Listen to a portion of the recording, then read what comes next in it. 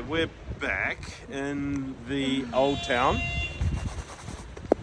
Oh, it's getting cold. Back in the old town. The temperature's dropping, yes, Yeah. but we're not dying, but Danielle's frail.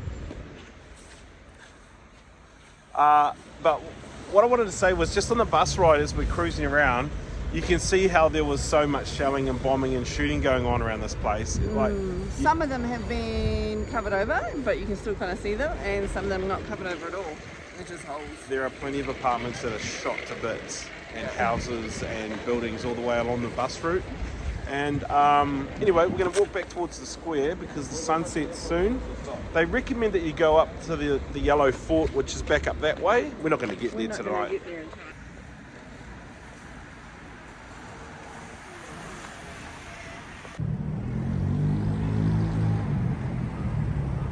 The river's really pretty down here, and we probably haven't spent as much time as we should have just walking along the river. That's because we spent 30 plus minutes walking in the middle of nowhere to see a tunnel. So it is sunset time. Look at that, that's a really pretty view just there. And then spin the other way. Really pretty sunset. They say go up on the hill and watch it, you get a better sunset. We're too many steps away from there. Way too many. But it is pretty. We are at a Javapi place that comes highly recommended. Now, I discovered Javapi when we were in Belgrade, and I'm a convert. I've been in it every day since I discovered it. So we've saved this place till last because we're told it's the best that you can get. So we'll see if saving the best to last works.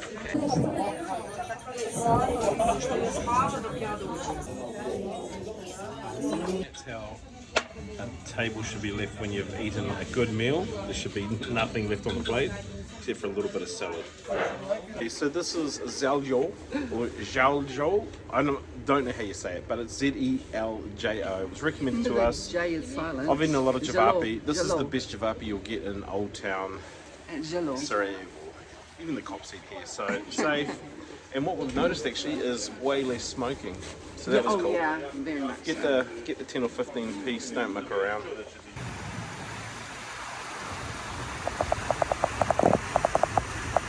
Come down to the Sarajevo sign, which is just opposite the community buildings, as Danielle gets her hair ready. We've come down to the Sarajevo sign to give a last sort of wrap on Sarajevo. Thoughts, Danielle, reflections? This has been our longest stay.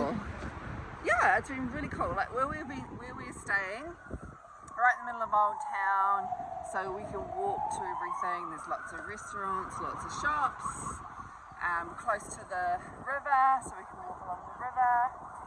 And yeah, really enjoyed our stay here. So just quickly, just a cost reflection. It's not cheaper than Northern Macedonia or Kosovo by any stretch. Serbia too, I think it's a little more expensive here. But when you drive around, you can't help but feel sorry for these people that got smashed to bits for 3 years. Yes. And I just think, yeah, it's a cool place to visit. The bobsled definitely beat the tunnel. I don't think so. Yeah, the tunnel's rubbish. Don't waste it. Save $40 and go and eat some Javapi. All right, let's go. Oh yeah, here I am just videoing you back again.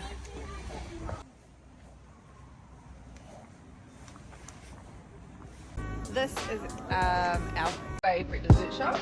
We've been here every night since we've been here in Old Town in Sarajevo. So one more time before we go.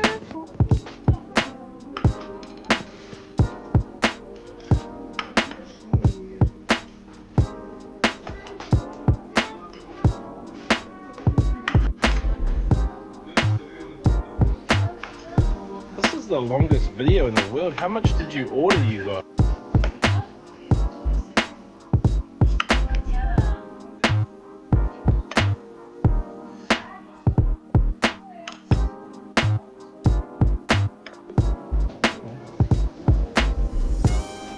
So the reason we keep coming here is because the cakes are delicious, the cheesecakes, but also because they're a really good price. So pretty much all the cheesecakes and cakes are around $4-5, and also the hot chocolates and any coffees that you like are around that price as well. Pretty good, eh? Well, we are leaving yet another country. It's goodbye to country 32. Wait, what are we? 32? And hello, country number 33.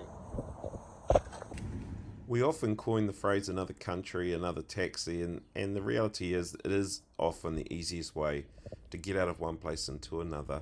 It was interesting driving around Sarajevo in a taxi though, because you can see the bullet holes in buildings, you can see the impact of the war on these people, and they've got this tension between the old, I guess, from the 90s, and then all of this brand new mall, offices, apartments, where they've tried to rebuild and to recover from the challenging days of the occupation here in Bosnia.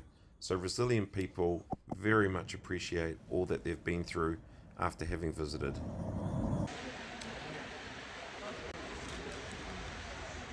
Told Danielle I'll take her out for breakfast this morning. Here we are at the airport, Burks. These are like a staple through here. We haven't actually eaten a lot since we've been back in these Balkan countries, but I guess they're our equivalent of mince and cheese pie. yeah, like if you want to grab a pie in New Zealand, here's your pie in all of these countries. So all of these ex-Yugoslavian countries. So you can get potato, or you can get meat, or you can get cheese. Very much like a pie. I think we are quite possibly in the world's smallest international airport. I don't know, there's like 16 seats in the whole thing. It's quite new, very clean though. Oh, kia ora whānau. You might have seen us on our channel when we went to the protest march in Wellington, New Zealand, to show our government what we thought about some of their bad ideas. But we are just acknowledging today it is Waitangi Day back at home. This is the day that we remember the treaty of Waitangi that was signed between the Crown and Māori rangatira, people of the land in Aotearoa, New Zealand. We're rocking our 1835 t-shirts as well, and we're going to fly now to London and remind them about honouring the treaty. Mauri ora whānau.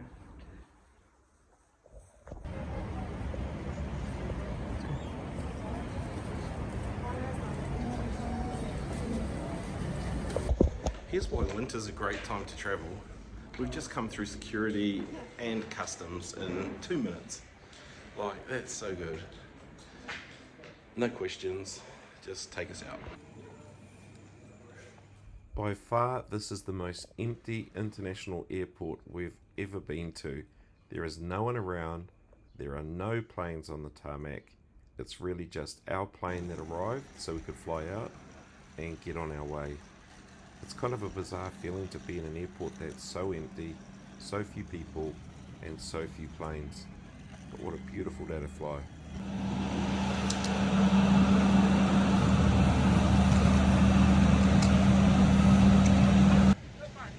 Dear passengers, as today's flight is not... This is like one of the emptiest planes. Dear passengers boarding for the flight to London, London is now completed. We are flying to London this morning, and it's a beautiful sunny day, so it should be a good flight for 3 hours. So, nice quick one. It's so crazy to fly 3 hours to be like not in Australia, or not in Rarotonga. So we're going to get to London in 3 hours, and it's a drive to Wales, a drive to Scotland, a bus or a train. So many countries you can get to once you're up here, eh? Wizz Air was an awesome airline to fly. This is another budget airline, and these budget airlines typically fly in and out of really small areas or set areas that they will go to, fly to, and go from. And so we had an awesome flight with Wizz Air. The staff on board were great to deal with. It was an empty plane. They let us spread out. They didn't make any issues with us lying down, having a rest, having a row each. It was just all round a really good flight for us. We probably prefer Wizz Air over Ryanair because there was way less drama with check-in, there was way less drama with what we brought onto the plane, and it was just nice for us both to lie down and spread out on this 3-hour flight. Okay, I've never heard of this before. We've just been told we're doing a low level something landing, which means we have to turn off our phones completely. Low visibility landing, so it's obviously foggy, misty, cloudy, cold, snowing or something in London. Up here it looks pretty nice, to be fair. But Danielle just smashed out a movie.